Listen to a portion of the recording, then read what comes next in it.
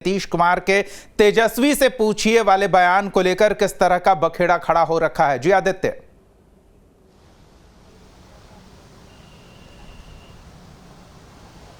देखिए दीपक, नीतीश कुमार ने परसों जिस तरीके से बयान दिया था कि मंत्रिमंडल विस्तार को लेकर के तेजस्वी यादव से बात कर लीजिए और उन्हीं लोगों को तय करना है कि मंत्रिमंडल में कौन शामिल होंगे। उसके बाद से लाजमी था कि जिस तरीके से कांग्रेस चाह रही थी, उससे कुछ ही देर पहले प्रदेश कांग्रेस के जो अध्यक्ष हैं अखिलेश सिंह, उन्होंने साफ तौर पर कहा था कि मुख्यमंत्री समाधान यात्रा के बाद जो मंत्रिमंडल का विस्तार करेंगे उनसे बात हो चुकी है और कांग्रेस के जो दो और लोग मंत्रिमंडल में शामिल होंगे। उसके बाद लगातार विवाद बढ़ता गया, क्योंकि जिस तरीके से मुख्यमंत्री ने अपने पल्ले झाड़ते हुए तेजस्वी यादव के ऊपर में डाला कि वो लोग तय करें कि कौन मंत्रिमंडल में शामिल होंगे। तो एक तरह से कहा जा सकता है कि देखिए, मंत्रिमंडल का जो विस्तार होना है, या बिहार में जो मंत्रिमंडल की जो कोटा है वो 35 मंत्री से ज़्यादा बिहार में मंत्री नहीं बन सकते हैं। जदयू और आरजेडी की तरफ से मंत्रिमंडल में जिसको शामिल किया गया था, तो उसमें 2 मंत्री आरजेडी के को इस्तीफा देना पड़ा था, सुधाकर सिंह को और कार्तिकेय सिंह को। तो वैसे भी 17 मंत्री में से उनका 2 मंत्री इस्तीफा दे चुका है। तो नीतीश कुमार ये चाह रहे हैं कि अब जदयू का कोई मंत्रिमंडल में शामिल होना नहीं है। अब तो या तो शामिल होना है कांग्रेस को चाहे आरजेडी को, तो वो मिल बैठ करके बात करें कि किसके कोटे में कितने मंत्री शामिल होंगे, और उसको यदि वहां से तय हो जाता है तो मुख्यमंत्री चाहेंगे तो वो तो हो जाएगा। लेकिन जिस तरीके से कांग्रेस का साफ तौर पर कहना है कि मंत्रिमंडल नीतीश कुमार का है और ये अधिकार भी मुख्यमंत्री को होता है कि अपने मंत्रिमंडल में किसको शामिल करवाएं, किसको शामिल नहीं करवाएं, ये अधिकार मुख्यमंत्री ने किस हैसियत से डिप्टी सीएम को दिया। इसी बात को लेकर के है, क्योंकि प्रदेश कांग्रेस के अध्यक्ष का ये कहना है, जब वो प्रदेश कांग्रेस के कमान संभाले थे, उसी समय में उन्होंने तय कर दिया था कि मुख्यमंत्री से बात हो चुकी है और बहुत जल्द कांग्रेस के 2 और मंत्री बनेंगे। लेकिन अब जिस तरीके से मामला पेचीदा बनता जा रहा है, उधर नीतीश कुमार तेजस्वी यादव के पाले में गेंद डाल रहे हैं। तेजस्वी यादव कहते हैं कि समय आने पर सब कुछ हो जाएगा। लेकिन बात यही है कि आखिर ये अधिकार है किसका। नीतीश कुमार भले ही ये कह दें कि डिप्टी सीएम से बात कर लीजिए, लेकिन हकीकत तो संविधान के आधार पर मुख्यमंत्री का अधिकार, विशेषाधिकार है कि अपने मंत्री। स्पष्ट उदाहरण है कि किस तरह से बात का बतंगड़ बनाया जाता है। बीजेपी के लिए तो ये बस अवसर की तलाश थी, लेकिन कांग्रेस प्रदेश अध्यक्ष भी, उन्होंने भी मुख्यमंत्री ने क्या कहा है ये पूरी बात सुनने की शायद जहमत नहीं उठाई, नहीं तो ये विवाद ही नहीं होता। उन्होंने इसी के साथ साथ आगे ये भी कहा कि हम तो इंतजार ही कर रहे हैं, अब फैसला उन्हीं दोनों को करना है तो वही दोनों कर लें। मतलब मुख्यमंत्री के कहने का आशय स्पष्ट था, और जिस तरह से आरजेडी का हवाला दिया जा रहा है कि उसे गलत तरीके से पेश किया गया, कहीं वही बात तो नहीं।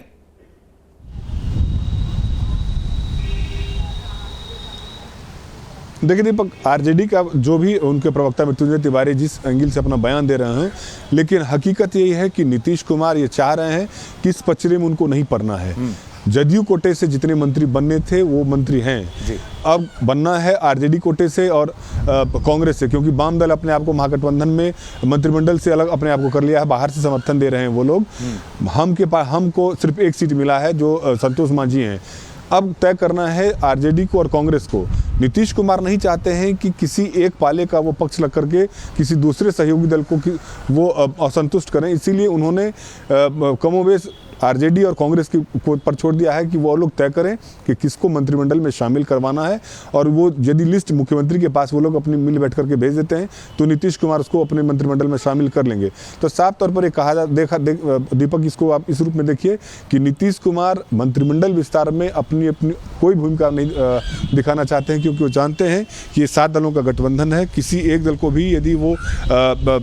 संतुष्ट नहीं कर पाए तो फिर उनके लिए परेशानी का सबब हो सकती है। इसीलिए मुख्यमंत्री चाह रहे हैं कि आरजेडी और कांग्रेस बैठ करके तय करे कि किसको मंत्रिमंडल में शामिल होना है, कौन कौन से लोग मंत्री बनेंगे, वो लिस्ट मुख्यमंत्री को भेज दिया जाएगा और उसके बाद मंत्रिमंडल का विस्तार होगा। तो नीतीश कुमार अपने आप को इस पूरे मामले से पल्ला झाड़ते हुए ये पूरा जो विवाद से दूर रहने का प्रयास है नीतीश कुमार का, लेकिन अब इसी मुद्दे को लेकर बीजेपी नीतीश कुमार पर हमलावर है। इस बयान को लेकर कहा जा रहा है कि नीतीश कुमार महागठबंधन की सरकार में बस कठपुतली बनकर रह गए हैं।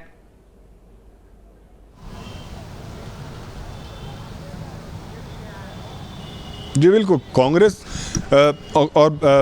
आरजेडी की लड़ाई में और जिस तरीके से मुख्यमंत्री का बयान आया है, बैठे बिठाए बीजेपी को मुद्दा मिल गया है। बीजेपी तो इसी मुद्दे की तलाश में रहती है कि किस मुद्दे पर मुख्यमंत्री नीतीश कुमार और महागठबंधन की सरकार को घेरा जाए। मुख्यमंत्री का जो बयान आया उसके बाद स्वाभाविक था कि बीजेपी जिस तरीके से मामले को उठा रही है कि मुख्यमंत्री लाचार हो गए हैं, लगातार महागठबंधन की सरकार बनने के बाद बीजेपी के अनेक नेता ये कह चुके हैं कि मुख्यमंत्री की सरकार में कुछ चलती नहीं है, वो एक सिंबॉलिक मुख्यमंत्री के रूप में काम कर रहे हैं और सारा का सारा जो पावर है वो सेंट्रलाइज कर गया है तेजस्वी यादव की तरफ। मुख्यमंत्री भी कई बार ये कह चुके हैं और आप देखेंगे कि सार्वजनिक मंचों पर भी मुख्यमंत्री जिस तरीके से तेजस्वी यादव को प्रमोट करते हैं, 2025 में उनके नेतृत्व में चुनाव लड़ने की बात कर रहे हैं, तो एक तरह से बीजेपी ये मान के चल रही है कि अब नीतीश कुमार का तेजस्वी यादव या आरजेडी के सामने में कुछ चल नहीं रहा है और यही कारण है कि बीजेपी कह रही है कि सिंबॉलिक मुख्यमंत्री के रूप में मात्र नीतीश कुमार अब बिहार में मुख्यमंत्री के पद पर बैठे हुए हैं। लेकिन आदित्य, कांग्रेस प्रदेश अध्यक्ष की बौखलाहट पर अगर नजर डाले, प्रेस कॉन्फ्रेंस में जब उनसे सवाल पूछा गया तो वो जिस अंदाज में बौखलाएं अखिलेश से, कहीं उन्हें भी तो अविश्वास नहीं है अपने सहयोगियों पर कि कांग्रेस का हक मार लिया जाएगा और मंत्रिमंडल विस्तार नहीं हो रहा है तो जो मलाईदार विभाग तेजस्वी अपने पास रखे हुए हैं वो बांटना नहीं चाह रहे हैं, ऐसा बीजेपी नेता भी आरोप लगाकर कांग्रेस खेमे को भड़काने का प्रयास कर रहे हैं। तो ये अंदर खाने काफी कुछ चल रहा है कैबिनेट विस्तार के नाम पर।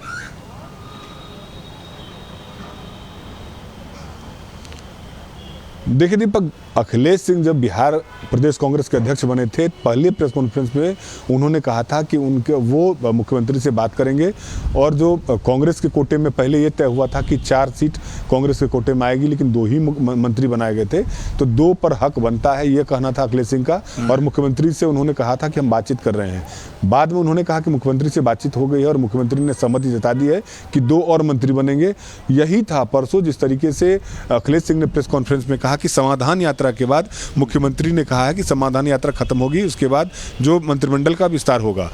तेजस्वी यादव पहले भी बता चुके थे कि ये फालतू बात है, कोई मंत्रिमंडल का विस्तार नहीं होगा, क्योंकि तेजस्वी यादव भी देख रहे हैं कि उनके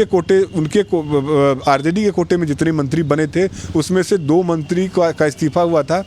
तेजस्वी यादव नहीं चाह रहे थे कि अपनी पार्टी में भी उनके बहुत दर्जनों ऐसे नेता हैं जो मंत्रिमंडल में शामिल होने के लिए बहुत ज़्यादा इच्छुक थे, लेकिन अंतिम समय उनका टिकट कट गया था। भाई वीरेंद्र हो या अख्तरुल इस्लाम साइन हो, ये तमाम जो नेता जो सीनियर लीडर जो 3 बार 4 बार के विधायक हैं, वो लोग चाह रहे थे कि मंत्रिमंडल में उनको जगह मिले, लेकिन उन लोगों को जगह नहीं मिली थी। तेजस्वी यादव फिर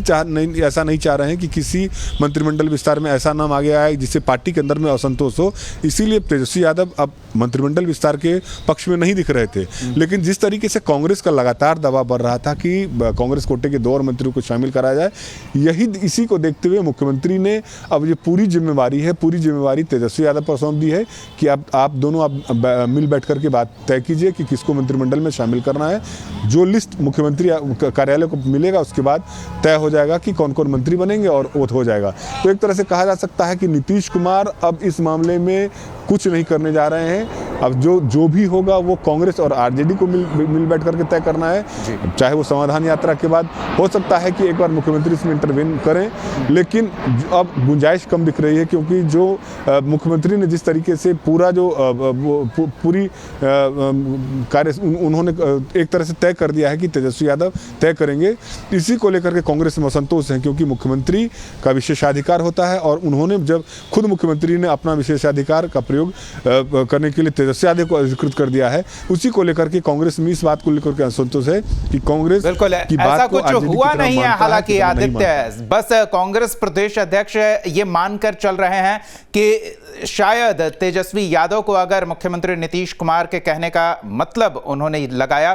तो अब तेजस्वी यादव और कांग्रेस यानी कि आरजेडी और कांग्रेस खेमे में एक असंतोष का भाव पनप रहा है और मुख्यमंत्री शायद इसी कारण से इस विवादास्पद विषय से खुद को दूर रखे हुए हैं। जब छोटी छोटी बातों पर तालमेल नहीं बन रहा है आदित्य, तो राष्ट्रीय स्तर पर यही तीनों दल के नेता एकजुटता की संभावना तलाश रहे हैं। बिहार में वो संभावना कहां है?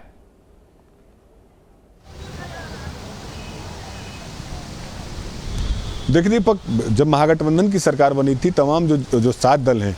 उसी समय से मांग उठ रही थी कि कोऑर्डिनेशन कमेटी बनाई जाए बिहार में, ताकि सरकार सुचारू ढंग से चल सके। ये तो बिहार के मंत्रिमंडल को लेकर के छोटी छोटी बात हुई है। अभी मंत्रिमंडल विस्तार में जब ये मामला फंसा हुआ है, तो आप कल्पना कर सकते हैं कि जब 2024 के चुनाव में यही 7 दलों का गठबंधन रह जाएगा, उसके बाद सीट को लेकर के कितना मामला फंसेगा। क्योंकि हर दल की इच्छा होती है कि वो अधिक सीटों पर चुनाव लड़े। आरजेडी और जेडीयू बड़ी पार्टी है, कांग्रेस भी बड़ी पार्टी है, उनकी भी इच्छा होगी कि उनके ज़्यादा से ज़्यादा लोगों को टिकट मिले। तो इस तरीके से कहा जा सकता है कि ये अभी शुरुआत है, क्योंकि महागठबंधन की सरकार बनने के बाद ये पहला मौका है जब मंत्रिमंडल के विस्तार को लेकर के महागठबंधन के घटक दलों के बीच में जो दूरियां दिख रही हैं। अब यदि यही स्थिति रही तो 2024 और 25 के चुनाव में महागठबंधन के तमाम घटक दल सीट शेयरिंग में किस तरीके से एक दूसरे का साथ देते हैं, ये देखना होगा। लेकिन ये सही है कि महागठबंधन की सरकार बनने के बाद जिस तरीके से नीतीश कुमार अपने आप को प्रोजेक्ट किए थे कि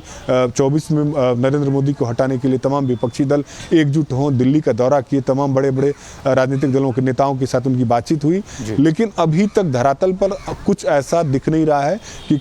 जो 24 के चुनाव में विपक्ष की क्या भूमिका होगी। भले ही तेजस्वी यादव कहते हो, आरजेडी कहती हो, जदयू के नेता कहते हो कि नीतीश कुमार के नेतृत्व में 24 का चुनाव लड़ा जाएगा, बिहारी एक प्रधानमंत्री बनेगा, लेकिन वास्तविकता और धरातल पर यही दिख रहा है कि कोई भी बिहार के बाहर के बड़े राजनीतिक दल अभी तक किसी एक नाम पर अपनी सहमति नहीं जुटा पाए हैं। जी दीपक। बिल्कुल, बीजेपी मोर्चे में इस महागठबंधन खेमे में जो खलबली मची है उसको लेकर काफी खुशी देखने को मिल रही है। नेताओं की प्रतिक्रिया आ रही है। नीतीश कुमार को कोई कठपुतली बता रहा है, कोई उन पर उम्र का असर हावी होने की बात कह रहा है। तो बीजेपी को हमला करने का एक और मौका मिल गया है, और वो तो इस बात की पूरी संभावना तलाशेगी कि कैसे सहयोगियों के बीच किसी ऐसे विषय को लेकर खटपट खड़ा किया जाए ताकि उनमें अविश्वास का भाव और बढ़े।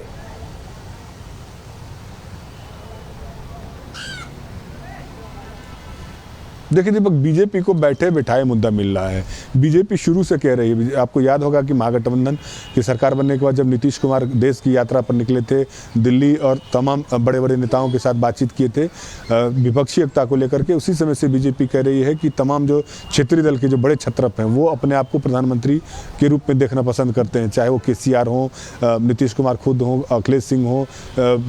ये शरद पवार हो या केजरीवाल हो। बीजेपी उसी समय से कह रही है कि ये साधारण चीज़ नहीं है कि तमाम जो छोटे छोटे दल के नेता एकजुट होकर के किसी एक नाम पर अपनी सहमति जता दें। नीतीश कुमार भले ही उसमें लगे हुए हों, लेकिन ये साफ तौर पर देखा जा रहा है कि अभी जिस तरीके जो मुहिम नीतीश कुमार ने चलाया था, उस मुहिम में अभी तक कहीं भी सफलता हाथ नहीं मिली है, सिवाय महागठबंधन की बिहार में सरकार बनने के। दीपक, और अब उस महागठबंधन में भी किसी बात को लेकर सहयोगियों के बीच आपसी तालमेल का अभाव सार्वजनिक मंच पर दिख जा रहा है। ये कोऑर्डिनेशन कमेटी न होने का एक बड़ा खामियाजा सहयोगियों को भुगतना पड़ता दिख रहा है।